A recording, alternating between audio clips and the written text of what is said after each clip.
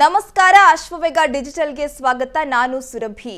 ಬಾಂಗ್ಲಾದೇಶದಂತೆ Syria ಕೂಡ ಆಂತರಿಕ ಸಂಘರ್ಷದಿಂದ ನಲುಗಿ ಹೋಗಿದೆ. ತಲೆಮಾರುಗಳಿಂದ ಆಡಳಿತ ನಡೆಸ್ತಾ ಇದ್ದ ಅಧ್ಯಕ್ಷ ಬಶರ್ ಅಲ್ ಅಸಾದ್ ಆಡಳಿತ ಅಂತ್ಯವಾಗಿದೆ. ಸಿರಿಯಾದಲ್ಲಿ ನೂತನ ಸರ್ಕಾರ ರಚಿಸಲು ಬಂಡುಕೋರರ ಪಡೆ ಸಜ್ಜಾಗಿದ್ದು, ಅತ್ತ ಸಿರಿಯಾ ಅಧ್ಯಕ್ಷ ರಾಜೀನಾಮೆ ನೀಡಿ ಪಲಾಯನ ಮಾಡಿದ್ದಾರೆ. ಮಧ್ಯಪ್ರಾಚ್ಯ ದೇಶಗಳಲ್ಲಿ ಮಹತ್ವದ ಬೆಳವಣಿಗೆ ನಡೀತಾ ಇದೆ. ದಿನದಿಂದ ದಿನಕ್ಕೆ ಸರ್ಕಾರಗಳೇ ಉರುಳುತ್ತಿವೆ. ಇಸ್ಲಾಮಿಕ್ ಸಂಘಟನೆಗಳ ಬಂಡುಕೋರರ ಆರ್ಭಟ ದಿನದಿಂದ ದಿನಕ್ಕೆ ಹೆಚ್ಚಾಗ್ತಾ ಇದೆ. ಈಗ ಸಿರಿಯಾದಲ್ಲಿ ದೊಡ್ಡ ಕ್ರಾಂತಿಯೇ ನಡೆದು ಹೋಗಿದೆ.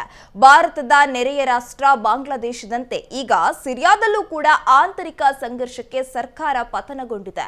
ಕಳೆದ ಒಂದು ವಾರದಿಂದ ಸಿರಿಯಾದಲ್ಲಿ ಹಯತ್ ತಹ್ರೀರ್ ಅಲ್ ಶಾಮ್ ನೇತೃತ್ವದ ಬಂಡುಕೋರರು ದಂಗೆ ನಡೆಸಿದ್ರು. ಅಜಾದ್ ಅವರ ಸುದೀರ್ಘ ಆಡಳಿತ ಕೊನೆಗೊಂಡಿದೆ. ಬಂಡುಕೋರರ ಪಡೆ ಸಿರಿಯಾ ರಾಜಧಾನಿ ಡಮಾಸ್ಕಸ್ ಅನ್ನ ತಮ್ಮ ನಿಯಂತ್ರಣಕ್ಕೆ ತಗೊಂಡಿದ್ದು, ರಾಜಧಾನಿಯನ್ನ ವಶಕ್ಕೆ ಪಡೆಯುತ್ತಿದ್ದಂತೆ ಸಿರಿಯಾ ಅಧ್ಯಕ್ಷ ಬಶರ್ ಅಲ್ ಅಸಾದ್ ದೇಶ ಬಿಟ್ಟು ಪಲಾಯನ ಮಾಡಿದ್ದಾರೆ. ಇರಾನ್ ಮೊದಲು ಎಂಬ ನೀತಿಯೊಂದಿಗೆ ಕಳೆದ 24 ವರ್ಷಗಳ ಕಾಲ ಆಡಳಿತ ನಡೆಸಿದ ಅಜಾದ್ ಆಡಳಿತ ಅಂತ್ಯಗೊಂಡಿದ್ದು, ಸಿರಿಯಾದ ಕ್ರಿಶ್ಚಿಯನ್ನರು ಕುಣಿದು ಕುಪ್ಪಳಿಸಿದ್ದಾರೆ.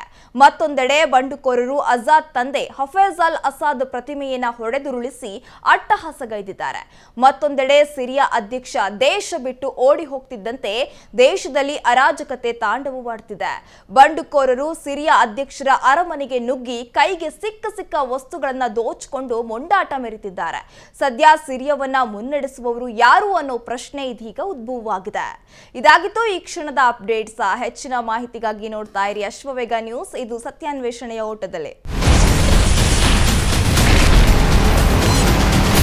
Ashwavega English News.